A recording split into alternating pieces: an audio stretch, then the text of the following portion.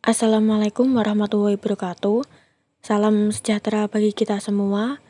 Yang saya hormati Bu Ika Rosyada Fitriati selaku dosen pengampu mata kuliah Manajemen Keuangan.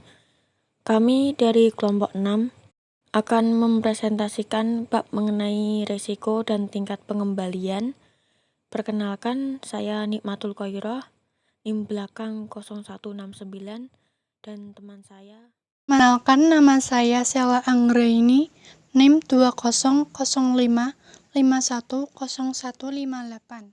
Nama saya Rosalia Safira dengan NIM belakang 0174. Saya Adia Pramesti Regita dengan NIM belakang 0189. Saya akan mempresentasikan tentang resiko dan tingkat pengembalian.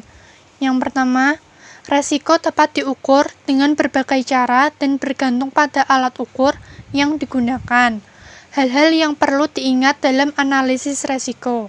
Yang pertama, seluruh aset keuangan dapat menghasilkan arus kas dan tingkat resiko dapat dinilai berdasarkan tingkat resiko arus kasnya. Yang kedua, aset dapat dikategorikan sebagai aset keuangan, saham, obligasi, dan sebagai aset real seperti mesin dan keseluruhan bisnis. Yang ketiga, resiko suatu aset dapat dihitung dengan dua cara, yaitu dalam basis berdiri sendiri atau dalam konteks portofolio. Trade-off antara resiko dan pengembalian. Di dalam trade-off, kita mulai dengan premis yang menyatakan bahwa trade-off mendasar antara resiko dan pengembalian. Trade-off ini diilustrasikan di gambar 8.1. Di dalam panel A, kemiringan garis resiko pengembalian yang mengindikasikan jumlah tambahan pengembalian yang diisyaratkan oleh setiap investor agar meningkatkan resikonya. Garis yang curam menyatakan bahwa investor tidak bersedia mengambil resiko, sementara garis mendatar menyatakan bahwa investor bersedia menanggung resiko. Di dalam panel B menyatakan bahwa apabila perusahaan berinvestasi di proyek yang beresiko, perusahaan harus menawarkan pengembalian yang tinggi kepada investornya. Jadi, sudut pandang perusahaan, garis resiko pengembalian di panel B mencerminkan biaya memperoleh modal, dan kemiringan garis resiko pengembalian mencerminkan kesediaan rata-rata investor untuk mengambil resiko. Resiko berdiri sendiri. Resiko berdiri sendiri merupakan resiko yang akan dihadapi oleh investor jika hanya memiliki satu aset. Contohnya, seorang investor membeli surat utang jangka pendek senilai $100.000 dengan pengembalian 5%. Tingkat pengembalian investasi 5% dapat diestimasikan cukup akurat dan didefinisikan sebagai investasi beban resiko. Jadi, resiko suatu aset akan berbeda jika aset tersebut dimiliki sendirian dibandingkan jika dimiliki sebagai suatu kelompok atau suatu portofolio aset. Pengukuran statistik resiko berdiri sendiri. Berikut 5 poin utama yang dicakup.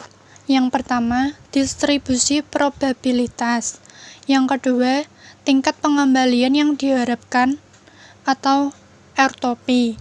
3. Tingkat pengembalian historis atau telah direalisasikan. Yang keempat, deviasi standar atau sigma.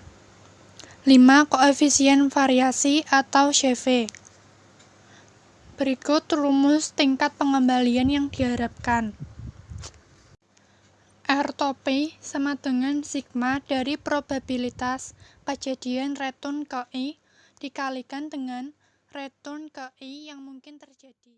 Pertama, mengukur resiko berdiri sendiri standar deviasi. Standar deviasi atau sigma adalah suatu pengukuran tentang sejauh mana pengembalian aktual akan terdeviasi dari pengembalian yang diharapkan.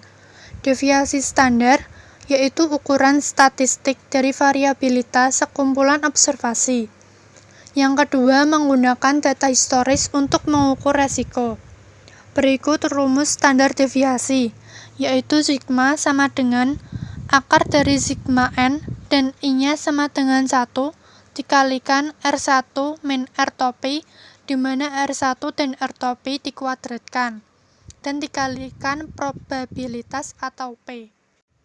Materi selanjutnya akan dibacakan oleh Nikmatul. Untuk selanjutnya yaitu mengukur resiko berdiri sendiri, koefisien variasi atau CV, ukuran resiko per unit pengembalian yang terstandarisasi yang dihitung dari standar deviasi dibagi dengan tingkat pengembalian yang diharapkan. Jika kita harus memilih di antara dua investasi yang memiliki ekspektasi pengembalian yang sama, tetapi dengan standar deviasi yang berbeda, kebanyakan orang akan memilih investasi yang standar deviasinya lebih rendah sehingga resiko lebih kecil. Begitu pula jika menghadapi pilihan di antara dua investasi dengan resiko standar deviasi yang sama, tetapi dengan ekspektasi pengembalian yang berbeda. Investor umumnya akan memilih investasi dengan ekspektasi pengembalian yang lebih tinggi. Bagi kebanyakan orang, pilihan ini adalah pilihan yang masuk akal. Pengembalian adalah hal yang baik dan resiko adalah hal yang buruk, sehingga investor akan menginginkan pengembalian sebesar mungkin dan resiko sekecil mungkin. Koefisien variasi menunjukkan resiko per unit pengembalian, dan nilai ini memberikan ukuran resiko yang lebih bermakna ketika dua alternatif memiliki ekspektasi pengembalian yang tidak sama. Untuk selanjutnya, penghindaran resiko dan pengembalian yang diminta atau risk aversion. Ini disebut investor yang tidak menyukai resiko akan menghindari resiko dan meminta tingkat pengembalian yang lebih tinggi sebagai suatu rangsangan untuk membeli efek yang lebih beresiko. Dirumuskan dengan tingkat pengembalian yang diharapkan sama dengan nilai akhir yang diharapkan dikurangi biaya, kemudian dibagi dengan biaya. Sebagai contoh, semisal Anda mempunyai warisan sebesar $1 juta, kemudian Anda berencana menginvestasikannya dan pensiun dengan hidup dari pendapatan yang dihasilkan oleh investasi tersebut. Anda dapat membeli surat utang pemerintah yang memberikan sebesar 5% dan bunga pasti sebesar $50.000. Jika program penelitian R&D sukses, nilai saham akan meningkat menjadi $2,1 juta. Jika gagal, nilai saham akan menjadi 0 dan tidak mempunyai uang sama sekali. Nilai keberhasilan atau kegagalan R&D sebesar 50/50, maka nilai perkiraan saham 1 tahun dari sekarang yaitu 0,5 dikali $0 ditambah 0,5 dikali $2,1 juta sama dengan $1.050.000. Kemudian mengurangi harga perolehan saham 1 juta akan menyisakan laba yang diharapkan sebesar $50.000 atau tingkat pengembalian 5% sama dengan surat utang pemerintah. Dengan pilihan antara laba pasti sebesar $50.000 dari tingkat pengembalian sebesar 5% dan laba beresiko yang diharapkan sebesar $50.000 dengan tingkat pengembalian 5% pula, mana yang akan Anda pilih? Jika Anda memilih investasi yang resikonya lebih kecil, Anda adalah seorang yang menghindari resiko atau risk averse, dan kebanyakan investor memang menghindari resiko, dan pasti rata-rata investor akan menghindari resiko jika berhubungan dengan uang serius yang mereka miliki. Hal ini merupakan suatu fakta yang terdokumentasi dengan baik. Resiko dalam konteks portofolio yaitu model penetapan harga aset modal atau capital asset pricing model, yaitu suatu model yang didasarkan atas usulan bahwa setiap saham meminta tingkat pengembalian yang sama dengan tingkat pengembalian bebas resiko, ditambah premi resiko yang hanya mencerminkan resiko yang tersisa setelah diversifikasi. Faktanya bahwa saham akan naik atau turun menjadi tidak begitu penting. Yang penting adalah pengembalian portofolio dan resiko portofolio. Oleh karena itu, secara logis resiko dan pengembalian dari efek tertentu sebaiknya dianalisis dari sisi bagaimana efek tersebut mempengaruhi resiko dan pengembalian portofolio di mana efek tersebut menjadi bagian di dalamnya. Sebagai ilustrasi, PayUp adalah perusahaan agen penagihan yang beroperasi secara nasional dengan total 37 kantor cabang. Perusahaan ini kurang dikenal, sahamnya kurang likuid, dan labanya di masa lalu cukup berfluktuasi. Ini semua menimbulkan kesan PayUp sebagai perusahaan yang beresiko dan tingkat pengembalian yang diminta harusnya relatif tinggi. Namun, tingkat pengembalian yang diminta pada tahun 2015 dan tahun-tahun yang lain sebenarnya cukup rendah dibanding dengan kebanyakan perusahaan lainnya. Ini menunjukkan bahwa investor menilai PayUp sebagai perusahaan yang resikonya rendah meskipun labanya tidak pasti. Alasan dibalik temuan yang bertolak belakang ini berhubungan dengan diversifikasi dan berdampak pada resiko. Laba PayUp mengalami kenaikan di masa resesi, sedangkan laba perusahaan lain cenderung menurun ketika perekonomian melambat. Jadi, saham PayUp sifatnya akan sama seperti asuransi kebakaran. Saham akan memberikan keuntungan jika keadaan memburuk. Ini mengakibatkan penambahan PayUp ke suatu portofolio yang berisi saham-saham normal cenderung akan menstabilkan pengembalian atas portofolio sehingga membuat resiko portofolio tersebut menjadi lebih kecil. Pengembalian portofolio yang diharapkan yaitu rata-rata tertimbang dari tingkat pengembalian yang diharapkan dari setiap aset dalam portofolio dengan pembobotan berdasarkan persentase setiap aset dari total portofolio. Di sini RI adalah pengembalian yang diharapkan dari jumlah I saham. WI adalah bobot saham atau persentase nilai total portofolio yang diinvestasikan dalam setiap saham. Dan N adalah jumlah saham dalam portofolio. Dapat dilihat dalam tabel digunakan untuk mengimplementasikan persamaan tersebut. Di sini kita mengasumsikan bahwa seorang analisis memperkirakan pengembalian atas 4 saham yang ditunjukkan dalam kolom 1 tahun depan seperti ditunjukkan di kolom 2. Anggaplah Anda sedang memiliki uang sebesar $100.000 dan kemudian berencana menginvestasikan sebesar $25.000 atau 25%-nya dalam setiap saham. Anda dapat mengalihkan setiap persentase bobot saham sebagaimana ditunjukkan di kolom 4 dengan setiap nilai pengembalian yang diharapkan, hasil perkalian di kolom 5, kemudian jumlah kolom 5 untuk menghitung tingkat pengembalian portofolio yang diharapkan sebesar 8,20%. Jika Anda menambah saham kelima dengan tingkat pengembalian yang lebih tinggi, maka tingkat pengembalian portofolio yang diharapkan akan naik. Begitu juga sebaliknya, jika menambah saham dengan pengembalian yang rendah, penting untuk diingat bahwa pengembalian portofolio yang diharapkan adalah rata-rata bobot pengembalian yang diharapkan dari saham-saham di dalam portofolio. Dari tabel tersebut ada beberapa poin tambahan yang harus dilakukan.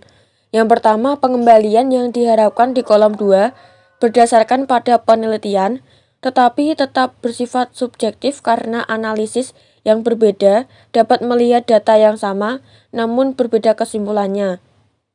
Oleh karena itu, jenis analisis yang harus dipandang dengan kritis. Namun demikian, hal itu penting dan diperlukan dalam pengembalian keputusan investasi yang cerdas.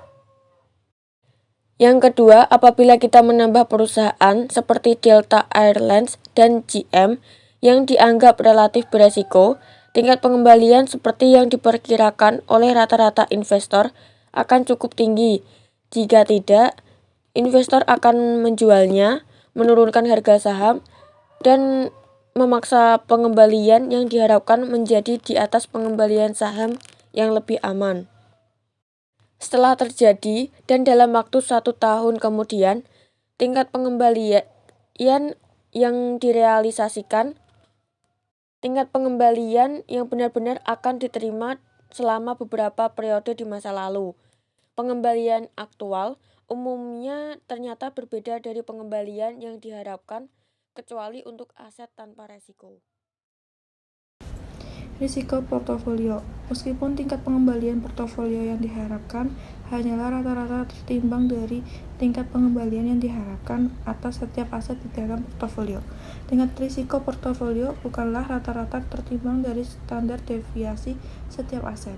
Risiko portofolio umumnya lebih dari rata-rata aset karena diversifikasi menurunnya risiko portofolio.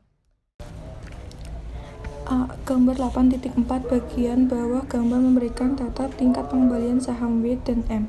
Jika menginvestasikan seluruh uang di saham W akan memiliki pengembalian yang diharapkan sebesar 15%, tetapi akan menghadapi risiko yang sangat besar. Hal yang sama akan terjadi jika berinvestasi seluruhnya pada saham M. Namun jika A berinvestasi 50% pada setiap saham akan memiliki pengembalian yang diharapkan. Kecenderungan kedua variabel untuk bersama disebut korelasi dan koefisien korelasi rho. Korelasi negatif sempurna rho sama dengan min 1. Korelasi positif sempurna rho sama dengan positif 1. Pengembalian tidak saling terkait sama sekali atau independen, rho sama dengan 0. B. Gambar 8.5 menggambarkan hal dengan dua saham yang koefisien korelasinya adalah rho sama dengan positif 0,35. Rata-rata pengembalian portofolio adalah 15%, sama persis dengan rata-rata pengembalian untuk dua contoh portofolio yang lain. Namun standar deviasinya adalah 18,62%, berada di bawah standar deviasi saham itu, dan rata-rata 0. Investor yang rasional dan menghindari risiko akan lebih baik memegang portofolio daripada saham secara individu. C. Gambar 8.6 yang menunjukkan bahwa risiko suatu portofolio menurun ketika jumlah saham ditambah. Berikut beberapa poin yang harus diingat. 1. Risiko portofolio. Risiko portofolio menurun ketika saham ditambahkan, tetapi pada tingkat yang semakin kecil, dan saat terdapat 40 hingga 50 saham di dalam portofolio, penambahan saham tidak terlalu mempengaruhi penurunan risiko. 2. Risiko total. Risiko total dibagi menjadi dua bagian. Pertama, risiko yang dapat didiversifikasi adalah risiko yang terhapus dengan penambahan saham. 2. Risiko pasar adalah risiko yang tetap sama bahkan jika portofolio itu memiliki semua saham di pasar. 3. Risiko diversifikasi. Risiko diversifikasi disebabkan oleh kejadian acak dan tidak sistematis seperti tuntutan hukum, pemogokan kerja, keberhasilan atau kegagalan program pengembangan dan pemasaran. Menambah lebih banyak saham belum tentu menurunkan risiko portofolio. Artikel terbaru di Wall Street Journal membahas beberapa penelitian terbaru oleh Profesor Dan Chance dari Louisiana State University. Profesor Chance melakukan penelitian ruang kelas di mana ia meminta para mahasiswa memilih saham untuk portofolio mereka, kemudian menambah saham hingga terdapat 30 saham dalam suatu portofolio. Berikut ini penemuannya. Profesor Chance ingin memberikan pada mahasiswanya bahwa diversifikasi berhasil. Rata-rata untuk kelompok sebagai keseluruhan mendiversifikasi 1 hingga 20 saham mengurangi risiko portofolio sekitar 40%. Risiko dalam konteks portofolio koefisien beta. 1. Bagaimana cara mengukur risiko relevan suatu saham dalam konteks suatu portofolio? Risiko yang tetap ada meskipun saham telah ada dalam portofolio yang diversifikasi adalah kontribusinya terhadap risiko pasar portofolio. Risiko ini diukur berdasarkan sejauh mana saham tersebut bergerak naik atau turun dalam pasar. 2. Koefisien beta B, suatu ukuran yang menunjukkan sampai sejauh mana pengembalian suatu saham tertentu bergerak naik dan turun mengikuti pasar saham. Beta mengukur resiko pasar. Beta B sama dengan 0,5 volatilitas atau tingkat risiko saham rata-rata. Beta rata-rata sama dengan 1,0 karena rata-rata risiko saham adalah suatu yang cenderung bergerak naik atau turun sesuai pasar secara keseluruhan. Beta sama dengan 2,0. Risiko dalam 2 kali lebih besar dari risiko saham rata-rata. Suatu portofolio yang terdiri atas efek nilai beta yang rendah juga akan memiliki nilai beta yang rendah karena beta portofolio merupakan rata-rata tertimbang dari nilai beta tiap-tiap efek di dalamnya. Di sini B merupakan beta dari portofolio dan nilai ini menunjukkan volatilitas portofolio relatif terhadap pasar. B1 adalah bagian dari portofolio yang diinvestasikan ke dalam saham KI dan B adalah koefisien beta untuk saham KI. Misalnya jika seorang investor memiliki portofolio senilai 100.000 yang diinvestasikan masing-masing sebesar 33.000,33 pada 3 saham, dan jika tiap saham memiliki B sebesar 0,7, maka beta portofolio menjadi B sama dengan 0,7. Perspektif global manfaat mendiversifikasi di luar negeri. Makin banyaknya ketersediaan efek internasional memungkinkan kita memiliki pertukaran antara risiko dan pengembalian yang lebih baik ketimbang hanya berinvestasi di Amerika Serikat saja. Berinvestasi di luar negeri dapat menghasilkan suatu portofolio dengan risiko yang lebih kecil tetapi lebih tinggi. Hasil ini terjadi karena korelasi yang rendah antara pengembalian di Amerika Serikat dan efek internasional bersama dengan potensi pengembalian yang tinggi atas saham di luar negeri. Hubungan antara risiko dan tingkat pengembalian. Premi risiko pasar menunjukkan premi yang diminta oleh investor untuk menanggung risiko saham rata-rata. Besarnya premi ini akan bergantung pada seberapa besar investor menilai pasar saham dan seberapa tinggi penghindaran risikonya. Dampak inflasi. Tingkat bebas risiko seperti yang diukur dari tingkat bunga efek pemerintah disebut sebagai tingkat nominal atau tingkat yang dinyatakan terdiri atas 2 unsur, yaitu 1. Tingkat pengembalian real bebas inflasi. 2. Suatu premi inflasi yang nilainya sama dengan tingkat inflasi yang diantisipasi akan terjadi. Yang selanjutnya yaitu perubahan dalam penghindaran risiko. Kemiringan garis pasar efek atau SML mencerminkan sampai sejauh apa investor menghindari risiko makin curam garis. Makin besar investor menginginkan kompensasi karena menanggung risiko. Anggaplah investor bersikap indiferen terhadap risiko, yaitu mereka sama sekali bukan penghindar risiko. Jika rupiah sebesar 6%, aset yang berisiko juga akan memiliki tingkat pengembalian sebesar 6%. Karena tidak ada penghindaran risiko, maka tidak akan ada premi risiko. Dalam hal ini, SML akan digambarkan sebagai suatu garis mendatar. Namun, investor adalah penghindar risiko sehingga akan ada premi risiko. Makin besar penghindar risiko, makin curam SML. Pada gambar tersebut mengilustrasikan kenaikan dalam penghindaran risiko. Premi risiko pasar naik dari 5 menjadi 7,5%, sehingga menyebabkan RM naik dari RM1 11% menjadi RM2 sama dengan 13%. Pengembalian aset beresiko lainnya juga akan naik, dan pengaruh pergeseran penghindaran risiko ini akan lebih terasa pada efek yang lebih beresiko. Misalnya pengembalian yang diminta untuk saham L dengan B sama dengan 0,5 hanya akan naik sebesar 1,25 poin persentase dari 8,5 menjadi 9,75%. Sementara itu tingkat pengembalian saham dengan beta 1,5 naik sebesar 3,75 pada persentase dari 13,5 menjadi 17,25%. Selanjutnya yaitu pertanyaan, tingkat bebas risiko adalah 3% dan premi risiko adalah 4%. Saham A memiliki beta 1,2 dan saham B memiliki beta 0,8. Yang pertama, berapa tingkat pengembalian yang diinginkan untuk setiap saham? Asumsikan bahwa investor menjadi kurang bersedia menanggung resiko, sehingga premi risiko pasar naik dari 4% menjadi 6%. Asumsikan bahwa tingkat bunga bebas risiko tetap sama. Apakah dampak hal ini terdapat tingkat pengembalian yang diinginkan pada kedua saham tersebut? Dari jawaban pada gambar tersebut, dengan demikian, tingkat pengembalian diminta untuk saham A naik dari 7,8% menjadi 10,2%, dan tingkat pengembalian yang diminta untuk saham B naik dari 6,2% menjadi 7,8%. Perhatikan bahwa pengembalian yang diminta untuk saham A naik lebih banyak daripada saham B, karena saham A memiliki beta yang lebih tinggi. Pergeseran pada premi risiko memiliki efek yang lebih signifikan terhadap efek yang lebih beresiko. Yang selanjutnya yaitu perubahan koefisien beta suatu saham.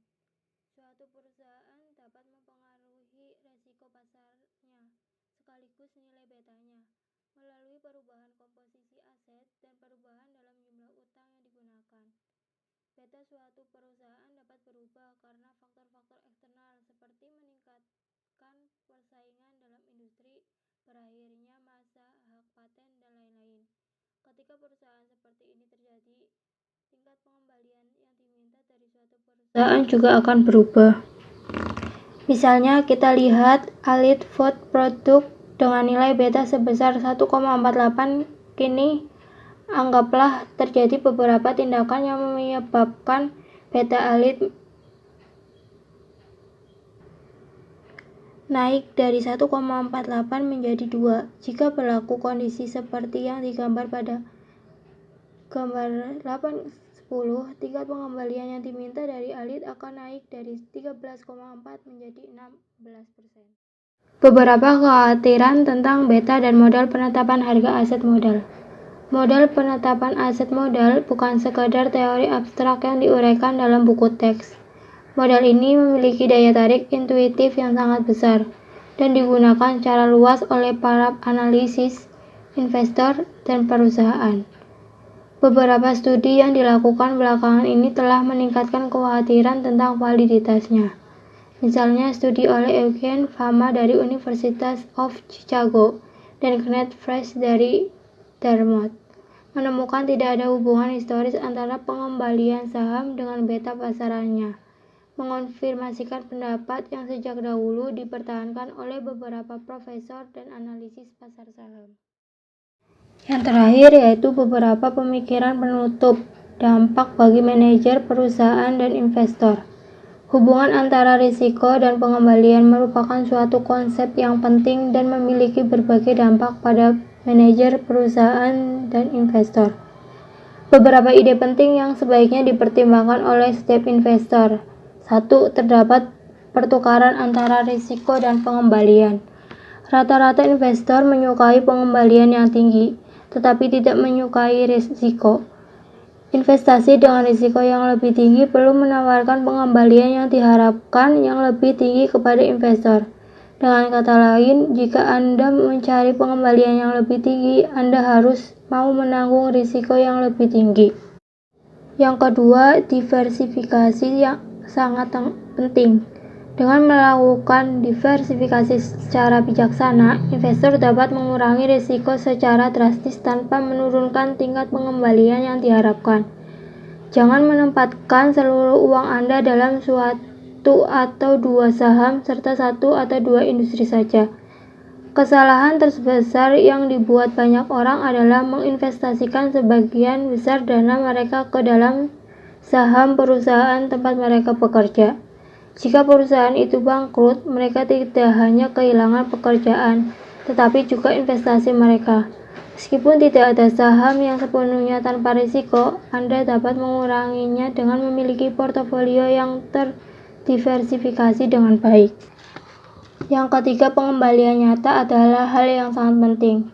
Semua investor seharusnya memahami perbedaan antara pengembalian nominal dengan pengembalian real. Ketika menilai kinerja, yang sangat penting adalah pengembalian real atau sisa yang Anda miliki setelah inflasi. Seiring dengan naiknya perkiraan inflasi, investor perlu menerima pengembalian nominal yang lebih tinggi.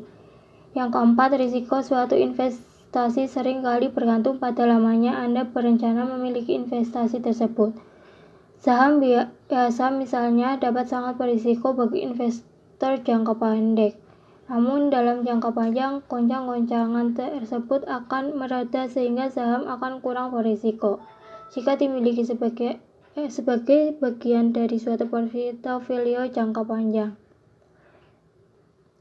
Yang kelima, meskipun masa lalu dapat memberikan Anda gambaran tentang risiko dan pengembalian sebagai investasi, tidak ada jaminan bahwa masa lalu akan berisiko di masa depan.